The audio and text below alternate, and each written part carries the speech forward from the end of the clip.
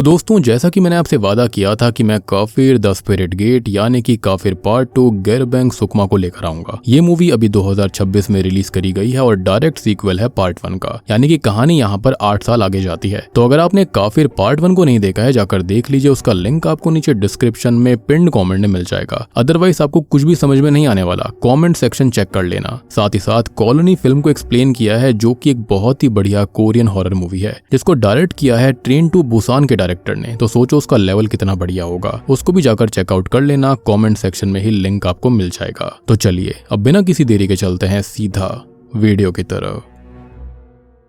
तो deal with devil यानी कि काफिर पार्ट 2 की शुरुआत होती है श्री को दिखाते हुए, यानी कि 8 साल बाद का सीन था। श्री जो होती है एक गड्ढा खोद रही होती है और उस गड्ढे के अंदर वो एक ताबीज को सांप के मुंह को दबाकर उसकी आंख निकालती है और अपने हाथ पर कट लगाकर खून डालकर ये कहती है कि ये ताबीज जो है वो उसके परिवार को हर तरह की इविल शक्तियों से बचाए और उन पर नजर रखे, यानी कि अपनी कृपा दृष्टि बनाए रखे। खैर, अब घर के अंदर एंडी अपनी बहन डीना को लॉ पढ़ने की वजह से हमेशा सीरियस रहने पर चिढ़ाता रहता है और मजाक में कहता है कि इसी वजह से शायद डीना अभी तक सिंगल है। एंडी की बीवी होती है रानी और वो भी उनकी इस मस्ती में शामिल हो जाती है। यहाँ पर हम देख पाते हैं कि इन दोनों में बहुत ही ज्यादा प्यार था। अब एंडी डीना को एक बॉयफ्रेंड ढूंढने का सजेशन देता है और एंडी अपनी बहन को लॉ फर्म में इंटर्नशिप करने के बजाय उनके खत्म हुए पापा हरमन के शुगर केन फार्म के बिजनेस को संभालने में हेल्प करने के लिए कहता है। डीना कहती है कि खेत संभालने से उसकी लॉ पढ़ने की सारी मेहनत बर्बाद हो जाएगी, तो वो इसी को कंटिन्यू करना चाहती है और उनके पिता को बिजनेस उसका भाई अच्छे से देख लेगा। अब रानी ये बताती है कि एंडी सिर्फ अपनी बहन को खुद से दूर नहीं भेजना चाहता और इसी बीच श्री घर के अंदर आती है और दरवाजे पर लगे ताबीज को चेक करती है। श्री ताबीज पर लगे हुए निशान गिनकर ये कहती है कि ये 5 नंबर है, यानी कि ऑड नंबर, यानी कि उस पर काले काले गोले निशान थे जो कि 5 नंबर थे। अब रानी जब वजह पूछती है तो डीना उसको ये समझाती है कि उनकी माँ श्री के हिसाब से अगर इस पोटली पर निशान इवन नंबर यानी कि 6 हो जाएं तो परिवार पर कोई बहुत ही बड़ी मुसीबत आ सकती है। खैर, इसके बाद श्री डीना को काम रोककर सुबह का नाश्ता करने के लिए कहती है। अब तभी एंडी अपनी माँ के हाथ पर उस कट करे हुए निशान को देखकर ये कहता है कि उनके पिता हरमन को खत्म हुए 8 साल गुजर चुके हैं, फिर भी श्री आज तक हर रोज ये प्रोटेक्टिव रिचुअल क्यों करती रहती है। श्री बताती है कि वो ये सब खाली सेफ्टी के लिए करती है और वो किसी को भी नहीं खोना चाहती, क्योंकि 8 साल पहले जो कुछ भी हुआ था वो बहुत ही ज्यादा भयानक था और वो मौत के मुंह से बचकर आए थे।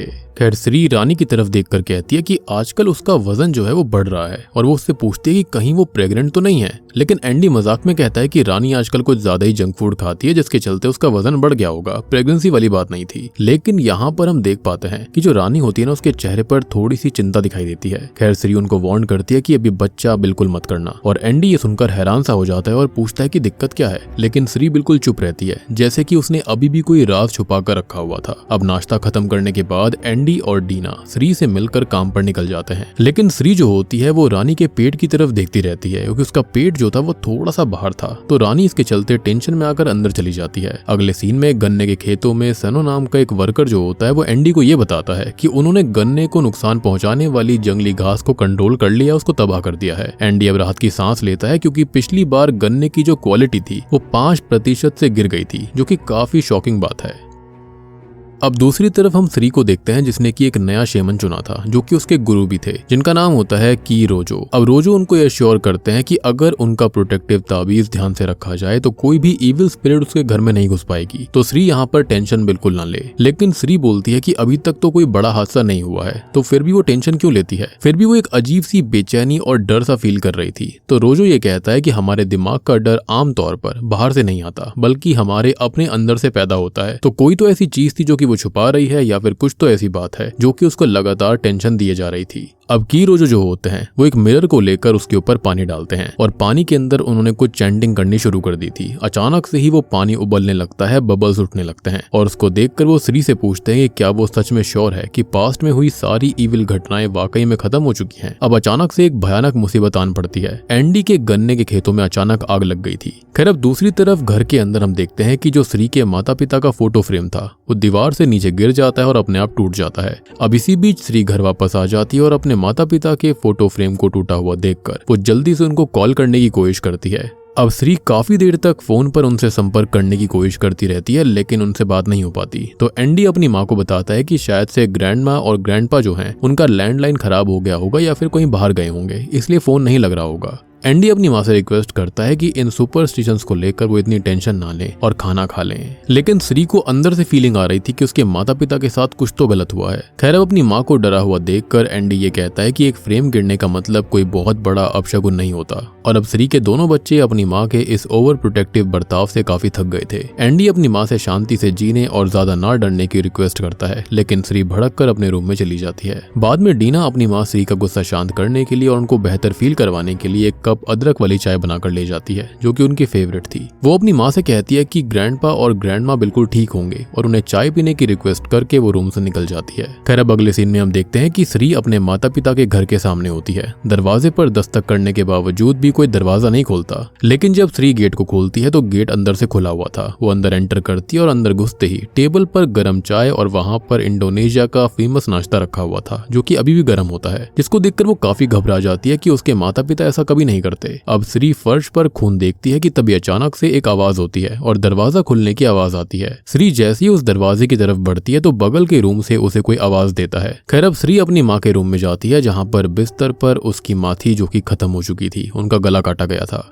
और उसके पिता जो थे वो पीछे कबर्ड के अंदर से बाहर निकल रहे होते हैं, जिसके सर में किसी ने कुल्हाड़ी को गाड़ दिया था। और इसी बीच श्री की माँ जैसे ही श्री को खींचती है उसकी अचानक नींद टूट जाती है, यानी कि ये उसका एक नाइटमेयर था। बट हम समझ सकते हैं कि पक्का यहाँ पर कुछ तो गलत हुआ था, क्योंकि सिंपल सी बात थी कि श्री जो थी वो पहले भी काले जादू करती रही है, जिसके चलते उसको आइडिया था कि ये सपने जो होते हैं वो गलत नहीं होते, एटलीस्ट कुछ ना कुछ तो इसमें सही बात होती है। अब अगले दिन एंडी और रानी हॉस्पिटल जाते हैं, जहाँ पर रानी को डॉक्टर चेक करके बताती है कि वो 2 महीने प्रेग्नेंट है, यानी कि श्री का शक बिल्कुल सही था। अब ये दोनों ही ऊपर वाले का शुक्रिया अदा करते हैं। अब जब ये वापस लौट रहे होते हैं तो रानी जो होती है वो एंडी से ये कहती है कि शायद से श्री जो है वो अभी पोता पोती नहीं चाहती है, जिसके चलते एंडी ये कहता है कि ऐसा कुछ भी नहीं है और माँ को ये खुशखबरी देने का सही मौका होगा। रास्ते में एंडी किसी को सड़क के किनारे खड़ा हुआ पाता है, जिसने की लिबास ओढ़ा हुआ था, और ये देखकर वो काफी परेशान हो गया था। खैर घर पहुंचने से पहले डीना बताती है कि ग्रैंडपा का फोन आया था और ग्रैंडमा की तबीयत काफी खराब है, तो उन्हें तुरंत ही वहां पर जाना पड़ेगा। एंडी अफसोस करता है कि माँ का कल रात का डर सच निकला। इनफैक्ट ये दोनों ही डीना को बताते हैं कि उसकी भाभी प्रेग्नेंट है, लेकिन डीना बोलती है कि शायद से ये सही वक्त नहीं होगा माँ को बताने का, जिसके चलते वो इस बारे में कुछ भी नहीं बताते। खैर अब श्री जो होती है वो अपने बच्चों और बहू के साथ में अपने ही माता पिता के घर निकल पड़ती है। अब रास्ते में एंडी जो होता है वो अपने रूड बर्ताव के लिए श्री से माफी मांगता है, और श्री भी अब अपने ओवर एंग्शियस बर्ताव के लिए सबसे माफी मांगती है। उसको लगता है कि वो ज्यादा ही सोच रही थी। इसी बीच उनके घर का ताबीज गिर पड़ता है और एक और निशान जुड़ने से उसकी गिनती इवन नंबर हो गई थी, यानी कि 6 गोले आ गए थे, यानी कि पक्का इनके ऊपर कोई ना कोई खतरा मंडरा रहा था। और फिर सभी ये ग्रैंडपा के घर पहुंच जाते हैं। ग्रैंडपा सबका प्यार से स्वागत करते हैं और ग्रैंडमा के बनाए खाने के लिए बुलाते हैं। श्री अपनी माँ का पीला चेहरा देखकर उनकी तबीयत के बारे में पूछती है, लेकिन वो खुद को ठीक बताती हैं। श्री के पिताजी ये बताते हैं कि शायद से माँ तुम सबको काफी मिस कर रही थी, खासकर से अपनी बहू रानी को, और तुम्हें वो परेशान नहीं करना चाहती थी। अब श्री बहुत दिनों तक ना मिलने आने के लिए माफी मांगती है। अब श्री की माँ के जाने के बाद श्री गौर करती है कि टेबल पर वही चाय और नाश्ता रखा हुआ था जो कि उसने सपने में देखा, लेकिन इस बार वो ठंडा था और उसमें से बदबू आ रही थी। अब जब वो उसे किचन में ले जाती है तो श्री के फादर ये बोलते हैं कि वो फिलहाल यहाँ पर शेड में यानी कि स्टोर रूम में जा रहा है। तभी एंडी और रानी देखते हैं कि बर्तनों में पड़ा सारा खाना सड़ चुका था, और सबसे बड़ी बात कि यहाँ पर जो श्री की माँ होती है वो बिल्कुल कच्चे चिकन को ही पका रही होती है। मतलब कि गैस स्टोव पर रखा हुआ था लेकिन गैस ऑन नहीं थी और उसके अंदर बदबू आ रही थी, कीड़े पड़े हुए थे। डीना समझ जाती है कि ग्रैंडमा स्टोव जलाना ही भूल गई, और श्री अफसोस करते हुए कहती है कि उसे पहले ही यहाँ पर आ जाना चाहिए था। फिर वो अपने बेटे एंडी से कहती है कि ग्रैंडमा को रूम में लेकर जाओ और उनको आराम करवाओ, जबकि रानी, डीना और श्री खुद मिलकर किचन का सारा बासी और सड़ा हुआ सामान फेंकने का फैसला करती हैं, जबकि उसमें से बहुत बदबू आ रही थी। अब एंडी जब ग्रैंडमा से उनके सुई धागे के काम के बारे में पूछता है तो ग्रैंडमा उसे पहचान ही नहीं पाती और पूछती है कि तुम कौन हो। तो एंडी याद दिलाता है कि वो उनका पोता है। इधर फ्रिज खोलते ही बदबू से रानी को उल्टी आने लगती है। श्री उसे फ्रिज में जमा सड़ा हुआ मीट साफ करने के लिए कहती है और फेंकने के लिए बोलती है। सबसे बड़ी बात कि उनको ऐसा लग रहा था कि आखिरकार ग्रैंडपा और ग्रैंडमा को इतने मीट की जरूरत ही क्या है। खैर इसी बीच डीना को कचरा फेंकते वक्त एक कैट की आवाज सुनाई देती है, लेकिन अचानक से स्टोर रूम यानी कि शेड से आवाज आ रही थी। डीना को क्यूरियोसिटी होने लगती है, जिसके चलते वो अंदर झांकती है और अंदर आने की परमिशन मांगती है, लेकिन उसके ग्रैंडपा अजीब तरीके से मना कर देते हैं और कहते हैं कि अंदर बहुत गंदगी है, वो हैंडल कर लेंगे। अंदर से काफी वियर्ड सी आवाज भी आ रही होती है, जैसे कि मांस को काटा जा रहा हो। खैर, अब रात के खाने पर एंडी बचपन की हाइड एंड सीक वाली यादों को ताजा करने लगता है, हंसने लगता है। वो बताता है कि एक बार वो ग्रैंडमा की अलमारी में छुपकर सो गया था, जिससे कि सब घबरा गए। डीना मजाक में ग्रैंडपा और ग्रैंडमा से पूछती है कि क्या उन्हें सब कुछ याद है। अब शुरुआत में तो वो कुछ नहीं बोलते, लेकिन जब सभी यहाँ पर शांत हो जाते हैं तो अचानक से वो दोनों बहुत जोर जोर से भयानक तरह से हंसने लगते हैं, जैसे कि उनको जोक बहुत देर बाद समझ में आया हो। अब बाद में श्री डीना को बताती है कि वो ग्रैंडपा और ग्रैंडमा को अपने साथ घर ले जाना चाहती है, क्योंकि बुढ़ापे में उन्हें देखभाल की जरूरत पड़ेगी। शायद से उनको डिमेंशिया हो गया है। अब आधी रात को सो रहे ग्रैंडपा और ग्रैंडमा हवा में फ्लोट करने लगते हैं, जो कि बहुत ही शॉकिंग चीज थी, यानी कि इन दोनों के साथ कुछ तो गलत हुआ था। उसी वक्त पानी पीने उठी रानी ग्रैंडमा को नींद में चलते देखकर पूछती है कि वो कहाँ जा रही हैं। तभी ग्रैंडपा आकर कहते हैं कि ग्रैंडमा को स्लीप वॉकिंग करने की आदत है और वो उनका ख्याल रख लेंगे। खैर, अगली सुबह डीना अपनी कैट को ढूंढने लगती है। अब दूसरी तरफ श्री बाथरूम में सैनिटरी पैड पर खून देखकर परेशान सी हो जाती है। अब इस मूवी का एक बहुत ही वियर्ड सा सीन आता है कि जब सुबह रानी की आंख खुलती है तो वो अपने सामने ग्रैंडमा को देखती है और काफी डर जाती है, लेकिन ग्रैंडमा प्यार से उसे आराम करने के लिए कहती है, जैसे कि वो समझ गई हो कि वो प्रेग्नेंट है। खैर, अब अपनी कैट के लिए उदास डीना को श्री तसल्ली देती है और चावल लाने भेज देती है। साथ ही साथ उससे पीरियड्स के बारे में पूछती है, लेकिन बात को टालकर ये कहती है कि शायद से ये रानी से जुड़ा हुआ होगा। ऑब्वियस सी बात है कि डीना को पीरियड्स नहीं आए थे, और हम ये भी जानते हैं कि रानी को भी ऐसा नहीं हो सकता क्योंकि वो प्रेग्नेंट थी। तो ये पैड किसका था? एंड आई बिलीव ये कोई और नहीं बल्कि ग्रैंडमा थी। और मुझे तो ऐसा लग रहा है कि यहाँ पर ये ग्रैंडमा है ही नहीं, या तो इनको पजेस करा गया है। अब एंडी रानी की टेंशन देखकर उसको घुमाने ले जाने का प्लान बनाता है। उसी वक्त श्री अपने पिताजी को नंगे पैर और हाथ में कुल्हाड़ी लिए बाहर जाता देखकर पूछती है कि वो कहाँ जा रहे हैं। तो उसके पिताजी बताते हैं कि वो स्टोर रूम यानी कि शेड को ठीक करने के लिए जंगल से लकड़ी काटने जा रहे हैं। और सबसे बड़ी बात कि जब श्री उनको एंडी को साथ ले जाने के लिए कहती है तो वो उसके लिए भी मना कर देते हैं। अब एंडी ग्रैंडमा को बताकर रानी को घुमाने ले जाता है और ग्रैंडमा उन्हें दोपहर तक लौटने के लिए कहती है। अब दुकान से लौटते वक्त डीना जो होती है वो अपने ग्रैंडपा को जंगल के गहरे हिस्से में जाते देखकर उनके पीछे जाती है, लेकिन थोड़ी ही दूरी पर जाकर वो ठोकर खाकर नीचे गिर पड़ती है। अब जब तक वो उठती है उसके ग्रैंडपा गायब हो गए थे। अब दूसरी ओर एंडी और रानी जंगल के खूबसूरत नजारों के बीच घूम रहे होते हैं और वहां पर वो ऐसी झील के पास जाकर बैठ जाते हैं जहां पर उनको काफी मजा आ रहा था। अब एंडी अपने बचपन की यादें शेयर करता है रानी के साथ में, क्योंकि उसने अभी तक उसको सच्चाई नहीं बताई थी कि 8 साल पहले क्या हुआ और श्री ऐसे बर्ताव क्यों करती है। वो बताता है कि वो और डीना इसी जंगल में खेला करते थे। अब रानी जब एंडी के पापा की ब्लैक मैजिक से हुई मौत का असली सच पूछती है, यानी कि असली पत्ते पूछती है, तो एंडी पहले उससे वादा लेता है कि सच जानने के बाद भी वो उसकी फैमिली को गलत नहीं समझेगी, उन्हें जज नहीं करेगी। फिर एंडी बता देता है कि उसकी माँ श्री के 2 क्लोज फ्रेंड्स थे, लैला और हरमन। हरमन असल में लैला से प्यार करता था और उसका बॉयफ्रेंड था, लेकिन श्री भी उससे प्यार करने लगी और उसे पाने के लिए काला जादू का सहारा लिया, यानी कि जारवो के जरिए। अब दिक्कत ये हुई थी कि लैला प्रेग्नेंट हो गई थी, लेकिन इससे इनको कोई फर्क नहीं पड़ा और श्री ने हरमन से शादी कर ली। अब 20 साल बाद हुआ ये कि लैला और उसकी बेटी हनुम लौट आए बदला लेने के लिए और काले जादू से उन्होंने पहले हरमन को खत्म किया। और उस हमले में एंडी, श्री और डीना भी लगभग खत्म होने वाले थे, लेकिन एंडी ने वक्त रहते वहां पर पहुंचकर उनकी जान बचा ली। एंडी ये भी बताता है कि हनुम असल में लैला और हरमन की ही बेटी थी और उसने एंडी से प्यार का नाटक करके पूरे परिवार को धोखा दिया था। काला जादू करने वाली वही थी। अब आखिर में अपनी माँ और बहन को बचाने के लिए एंडी ने लैला और हनुम को आग में जला दिया। उनकी बातचीत के दौरान झील के दूसरी तरफ से बार बार एक अजीब सी हंसी उसको सुनाई देती रहती है, जिसको रानी नहीं सुन पा रही थी। और जब वो ध्यान देता है तो उसको वहाँ पर हनुम नजर आती है, लेकिन पलक झपकते ही वो गायब हो जाती है। दूसरी ओर जंगल में डीना अपने ग्रैंडपा को ढूंढते हुए पहुंच जाती है और वो किसी चीज को काट रहे होते हैं और उनके जिस्म पर एक भी कपड़ा नहीं था, साथ ही साथ काफी खून भी लगा हुआ था। अब जैसे ही ग्रैंडपा मुड़कर देखते हैं तो डीना डर के मारे वहां से भाग जाती है। घर पर अब श्री सुनती है कि उसकी माँ किचन में खड़ी हुई बड़बड़ा रही थी, बोल रही थी कि पूर्णिमा की रात को मुर्दे जाग उठेंगे, कि तभी डीना वापस लौट आती है। अब जब श्री अपनी माँ से ये पूछती है कि वो क्या कर रही हैं, तो उसकी ग्रैंडमा जो होती हैं वो बहुत ही इविल तरह से हंसते हुए दिखाती हैं कि ये रही तुम्हारी बिल्ली, जिसको उन्होंने खत्म कर दिया था और वो उसी को सबके लिए पका रही होती है। वो कहती है कि मैं तुम सबके लिए खाना बना रही हूँ।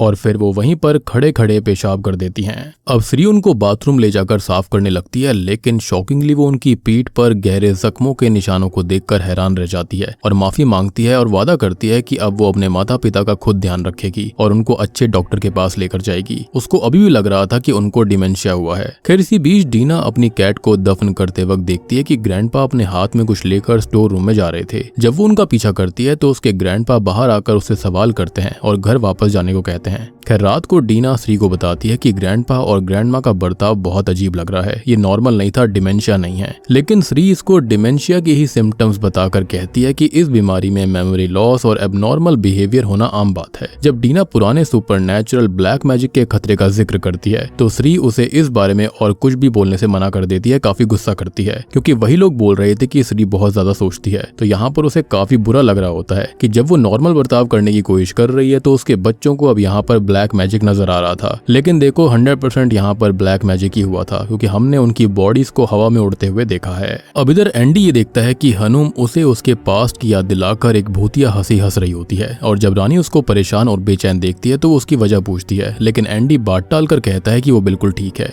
यानी कि वो एक्सेप्ट करना नहीं चाहता था कि उसको हनुम दिख रही थी।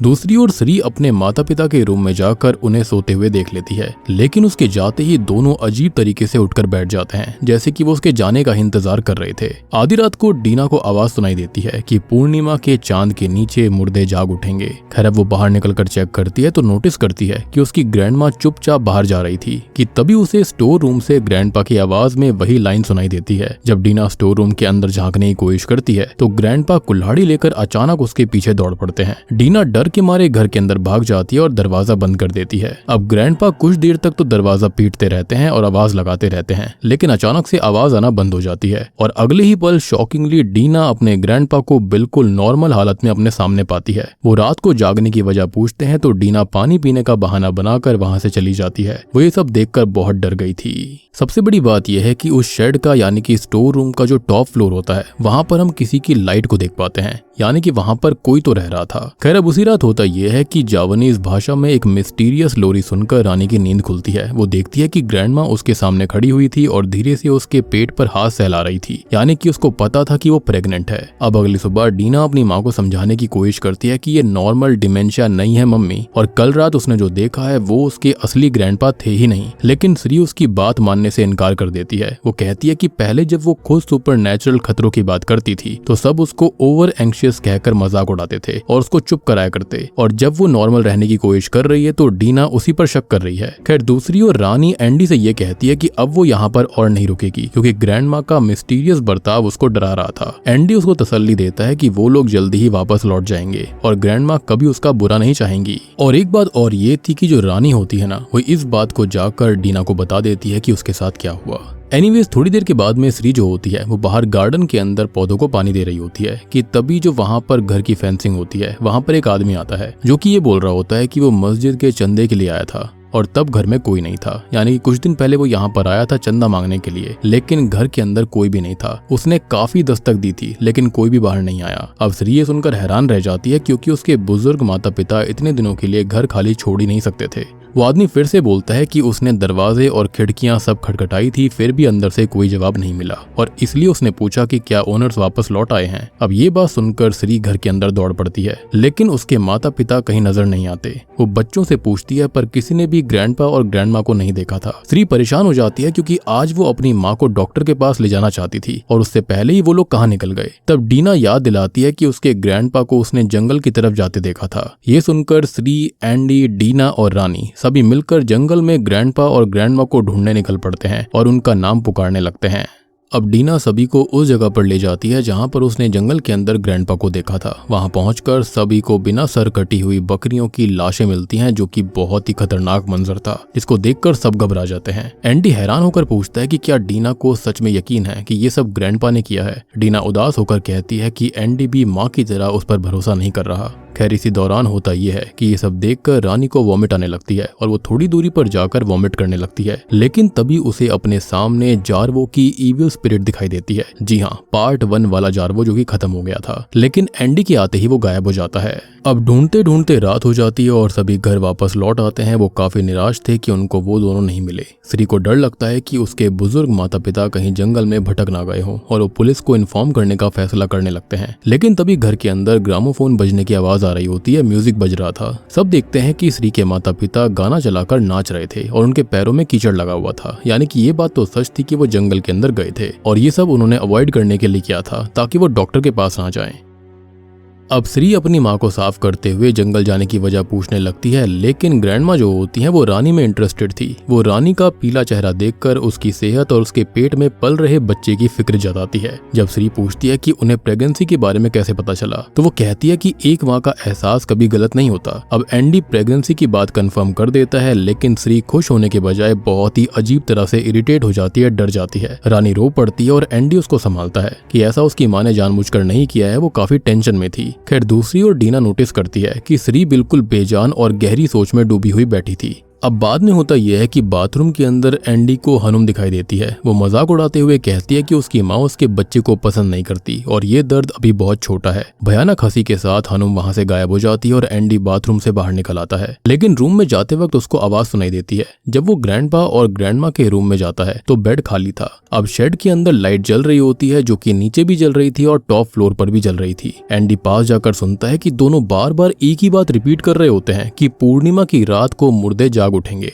दरवाजा न खुलने पर वो बाहर से झांकता है और देखता है कि दोनों अजीब हरकतें कर रहे थे और अगले ही पल वो कच्चा मांस खाना शुरू कर देते हैं। और ये देखकर एंडी डर कर वापस अपने रूम में लौट जाता है। यानी कि जो कुछ हो रहा था वो बहुत ही खतरनाक था। दूसरी ओर श्री देखती है कि उसके रूम का दरवाजा अपने आप खुल रहा है और वो चेक करने जाती है तो उसे अपना मरा हुआ पति हरमन दिखाई देता है। हरमन उसे दोषी ठहराते हुए कहता है कि आज जो कुछ हो रहा है उसकी जिम्मेदार सिर्फ श्री है। डरकर श्री डीना को आवाज लगाती है, लेकिन उसकी जगह लैला की भयानक हंसी गूंजने लगती है और श्री चीख उठती है क्योंकि वहां पर लैला भी थी। अब अगली सुबह ग्रैंडपा और ग्रैंडमा किचन में नजर आते हैं, लेकिन वो हर काम बिल्कुल असामान्य तरीके से बहुत तेज तेज कर रहे होते हैं, जैसे कि उनको किसी चीज की जल्दी हो। और इस बार वो खाना भी ठीक ठाक ही बना रहे होते हैं। अब अगली सुबह जब डीना की नींद खुलती है तो उसे श्री का लिखा हुआ एक लेटर मिलता है, जिसके अंदर ये मेंशन था कि वो एक जरूरी काम से एंडी की गाड़ी लेकर बाहर जा रही है। थोड़ी देर के बाद में एंडी आकर बताता है कि उसकी गाड़ी गायब है और वो रानी को वहां से लेकर जाना चाहता था। वो पूछता है कि माँ कहाँ पर है। वो ये बोलता है कि उसने आज ही सबको लेकर घर वापस लौटने का प्लान बनाया था। तब डीना उसको माँ का वो लेटर दिखाती है। दूसरी ओर श्री गाड़ी चलाकर कहीं जा रही होती है और उसकी नाक से काला रंग का खून बह रहा था, यानी कि उसके ऊपर काले जादू का या फिर किसी चीज का असर हो रहा था। अब तभी रानी जो होती है वो एंडी को और डीना को ये बताती है कि जब वो वॉमिट कर रही थी जंगल में तो उसने अपने सामने एक लंबे चोगे पहने हुए मिस्टीरियस आदमी को देखा था। अब एंडी और डीना जो होते हैं वो ये सुनते ही समझ जाते हैं ये कोई और नहीं बल्कि जार्वो है, यानी कि जार्वो लौट आया था। डीना कहती है कि जार्वो को तो खत्म हो जाना चाहिए था, लेकिन शायद से लैला ने उसको दोबारा जिंदा कर दिया। अब एंडी तभी यही बताता है कि उसने भी एक बात छुपाई थी, उसको आजकल हनुम का भूत दिखाई दे रहा है, यानी कि लैला या फिर हनुम में से कोई तो जिंदा था। तभी दरवाजा खुलता है और ग्रैंडमा रूम में आकर ये पूछती है कि क्या सब जाग रहे हैं। वो बताती है कि उन्होंने सबके लिए स्पेशल खाना बनाया है और सबको वो बाहर आने के लिए बोलती है।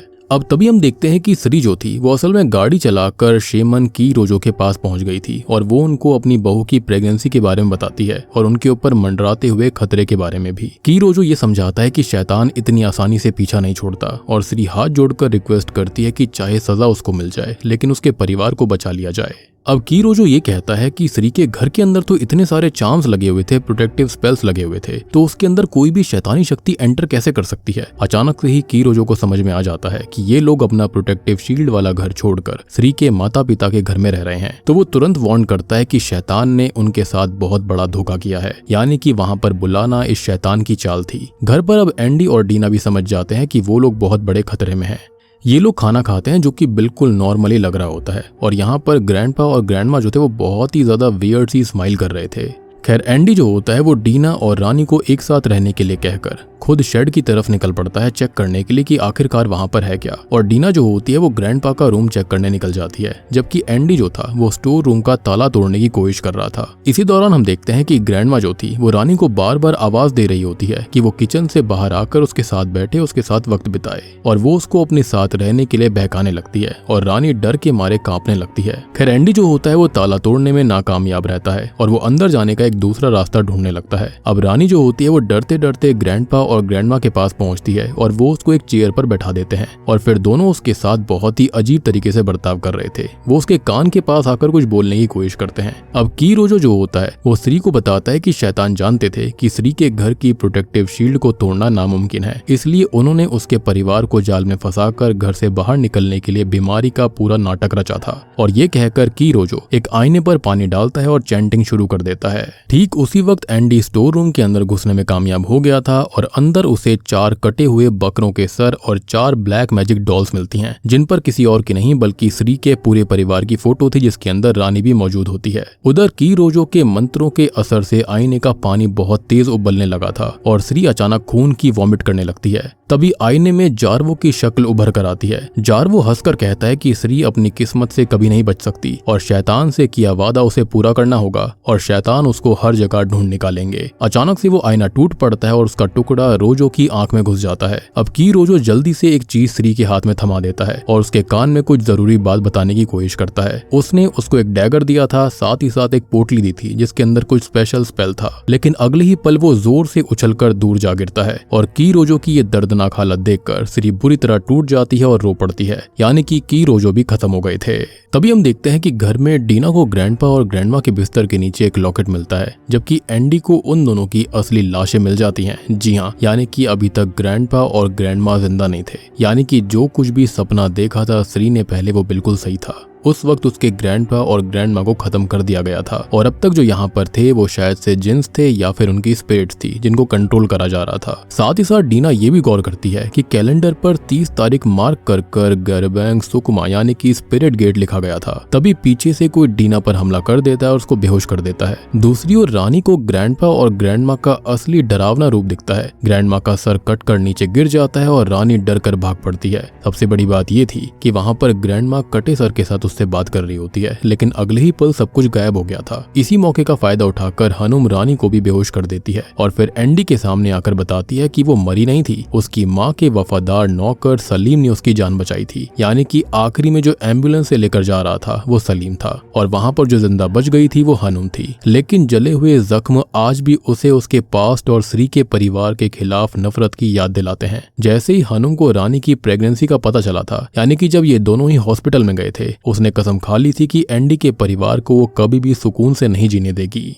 हनुम बताती है कि सलीम ने उसको बदला छोड़ देने के लिए भी समझाया था, लेकिन जब उसने पुलिस को बताने की धमकी दी तो हनुम ने उसे बेरहमी से खत्म कर दिया और उसका दिल निकाल कर खा लिया था, यानी कि उसने रिचुअल किया। और उसने दिल इसलिए खाया था क्योंकि उसने एक बहुत ही भयानक रिचुअल करके खत्म हुए शेमन जार्वो को काले जादू से जिंदा करके अपने कंट्रोल में ले लिया। जार्वो ने बताया कि श्री का घर एक पावरफुल प्रोटेक्टिव शील्ड से घिरा हुआ है, जिसके लिए वो श्री को शाबाशी देता है और इसलिए हनुम ने एंडी और रानी के होने वाले बच्चे को अपना अगला टारगेट बना लिया था। यहाँ पर हनुम ने पहले ही जार्वो की इविल स्पिरिट को बता दिया था कि रानी जो है प्रेग्नेंट है, तो क्या छोटा बच्चा चल जाएगा, जिसके चलते यहाँ पर जार्वो बहुत खुश हो जाता है क्योंकि वो इविल बन गया था। अब पूर्णिमा की रात जार्वो आत्माओं का दरवाजा खोलने और मूर्तों को जगाने के शैतानी चैंटिंग पढ़ने लगता है और हम देख पाते हैं कि कैसे हनुम ने आकर श्री के माता पिता को बेरहमी से खत्म कर दिया था। और जब एंडी इसकी वजह पूछता है तो हनुम हंसकर कहती है कि वो उसके पूरे परिवार को एक साथ तड़पा तड़पा कर खत्म करना चाहती है और तभी जार्वो एंडी को बेहोश कर देता है, यानी कि जो श्री ने सपना देखा था वो बिल्कुल सच था। इसी तरह से वहाँ पर हनुम ने उसके माता पिता को खत्म किया। अब श्री जब रात को घर पर लौट कर आती है तो वो सबको गायब पाती है और स्पिरिट गेट वाली डेट देखकर वो उन सभी को ढूंढने निकल पड़ती है। दूसरी ओर हनुम सबको कब्रिस्तान में बांधकर पूर्णिमा की रात स्पिरिट गेट खोलने की तैयारी कर रही थी। उसका असली मकसद रानी के अनबॉर्न बच्चे की बलि देकर अपनी माँ लैला को नर्क से वापस लाने का था और उस रिचुअल को पूरा करने के लिए वो एक भैंसे की बलि देने वाले थे साथ में। अब जब एंडी रानी और बच्चे की जान की भीख मांगता है तब जार्वो एक बड़ा सच खोलता है और दोस्तों अब यहाँ पर खुलते हैं इस मूवी के बहुत ही खतरनाक असली पत्ते। जार्वो बताता है कि श्री ने उसकी मदद से सालों पहले हरमन के साथ अपनी शादी को बचाने के लिए अपने पहले बच्चे की बलि देने का वादा किया था शैतान से, यानी कि डेविल से, लेकिन बाद में उसने वादा किया कि वो अपने पहले पोते या फिर पोती की बलि देगी शैतान को। और अब आपको ये बात भी समझ में आई होगी कि आखिरकार श्री जो थी वो किसी पोते या पोती करने के खिलाफ क्यों थी और उसके चेहरे पर डर क्यों आ गया था, क्योंकि गलती उसकी थी। हनुम कहती है कि रानी का बच्चा अब उस बलि का हकदार है और अगर वो श्री के काम नहीं आएगा जाएगा तो वो उसके काम जरूर आएगा। लेकिन एंडी जो होता है वो गुस्से में आकर कहता है कि वो उसकी जान ले ले लेकिन उसकी बीवी को छोड़ दे और उसके बच्चे को कुछ ना करे। लेकिन हनुम मना कर देती है क्योंकि उसे अपनी माँ लैला को वापस लाने के लिए एक मासूम और प्योर सोल चाहिए थी, जो कि यही बच्चा था जो कि खाली 2.5 महीने का 2 महीने का था। अब जार्वो जो होता है वो स्पिरिट गेट खोलने की चैंटिंग पढ़ने लगता है और हनुम काले जादू की मदद से रानी के पेट से उस फीटस को निकाल लेती है, जो कि बहुत ही खतरनाक सीन था। रानी अब दर्द से तड़पने लगती है और एंडी बेबस होकर सब देखता रह जाता है। अब गुस्से में एंडी हनुम को शराब देने लगता है, जबकि सेम पल पर जार्वो जो होता है उसने वहां पर एक भैंसे की बलि चढ़ा दी थी, उसका सर काट दिया था। तभी श्री वहां पर दबे पांव पहुंच गई थी और वो चुपके से एंडी और डीना को आजाद करती है और अपनी पुरानी गलतियों के लिए माफी मांगती है कि वो जानती है सब उसकी गलती है, लेकिन वो दोनों चुप रहे। इसी बीच स्पिरिट गेट खुलने लगता है और लैला दोबारा से उसी भैंसे के अंदर से जिंदा होती है और श्री अपने ऊपर केरोसिन डालकर सब कुछ खत्म करने का फैसला कर लेती है। लेकिन जार्वो उसे दूर फेंक देता है। वो उसकी तरफ बढ़ रही थी एक चाकू लेकर, यानी कि वही डैगर लेकर, लेकिन वो ऐसा कुछ नहीं कर पाती। एंडी और डीना भी उसका सामना करते हैं लेकिन वो उसके सामने टिक नहीं पाते क्योंकि जार्वो की शक्ति बहुत बढ़ गई थी। वो काफी ज्यादा इविल हो चुका था। ये समझ लो कि वो जार्वो नहीं बल्कि एक डीमन ही था। खैर आखिर में श्री जो होती है वो की रोजो की दी गई पोटली के अंदर एक पाउडर को हवा में उड़ा देती है, जिससे कि जार्वो की शक्ति बहुत कमजोर हो गई थी और वो तुरंत ही जाकर जार्वो को उससे स्टैब कर देती है। यानी कि ये जो डैगर था वो आत्माओं को, इविल आत्माओं को, डीमन को खत्म करने के लिए था और तभी जार्वो का खात्मा हो जाता है। उसकी इविल स्पिरिट खत्म हो गई थी। अब श्री जो होती है वो मशाल लेकर स्पिरिट गेट की तरफ बढ़ती है। डीना उसे रोकने की बहुत कोशिश करती है, एंडी भी कोशिश करता है, लेकिन श्री अपने पापों के लिए आखिरी बार माफी मांगकर खुद को आग लगा लेती है और लैला को साथ लेकर नर्क के दरवाजे को हमेशा के लिए बंद कर देती है। यानी कि जिन लोगों ने ये सब शुरू किया था वो सारे लोग यहाँ पर खत्म हो चुके थे। हरमन भी जिंदा नहीं बचा, ना ही लैला बची और ना ही श्री। उसने खुद की गलती के लिए खुद को ही सजा दी। वो समझ गई थी कि उसको खुद को खत्म करना होगा, तभी उसके बच्चे सुरक्षित रह पाएंगे। इसी दौरान हनुम जो होती है वो गुस्से में आकर डीना को खत्म करने की कोशिश करती है, लेकिन इस बार एंडी एक पत्थर से वार करके उसका सर चूर चूर कर देता है, उसका खात्मा कर देता है और श्री की कुर्बानी के साथ स्पिरिट गेट हमेशा के लिए बंद हो जाता है और शैतानी चक्र भी टूट गया था। यानी कि ना हनुम बची, ना लैला, ना ही श्री और जार्वो की इविल स्पिरिट भी खत्म हो गई थी। खैर अब इसके बाद हम देखते हैं कि एंडी, डीना और रानी इस श्रापित घर और अपने अंधेरे पास्ट को पीछे छोड़कर कार में बैठकर एक नई जिंदगी शुरू करने निकल पड़ते हैं। अब हम देख पाते हैं कि इस घर में दूर खड़े हुए श्री और हरमन की आत्माएं अपने बच्चों को सुरक्षित और आजाद देखकर मुस्कुरा रही थी और खुश थी इस बात से कि उनके पापों की सजा आखिरकार उनके बच्चों को नहीं भुगतनी पड़ेगी। और बूम, इसी के साथ में ये मूवी यहीं पर खत्म हो जाती है। तो दोस्तों ये थी काफिर पार्ट 2 यानी कि काफिर द स्पिरिट गेट, काफिर गेरबांग सुकमा फिल्म की कहानी। उम्मीद करता हूँ कि आपको ये मूवी पसंद आई होगी एंड ट्रस्ट में ये तो पार्ट 1 से भी ज्यादा बढ़िया थी, ज्यादा खतरनाक थी। यहाँ पर हमको सारे के सारे असली पत्ते देखने के लिए मिले कि आखिरकार क्या क्या हुआ था और अंत में श्री ने खुद की कुर्बानी देकर सबको बचा लिया क्योंकि सब कुछ उसने शुरू किया था और उसकी सजा उसके बच्चों को नहीं मिलनी चाहिए थी, जिसके चलते उसने अपनी ही कुर्बानी दे दी। और देखो हनुम जो थी वो भी यहाँ पर बच सकती थी, लेकिन अपनी माँ को जिंदा करने के लिए, बदला लेने के लिए उसने ये सब किया। उसके मन में हेट्रेड बहुत ज्यादा थी।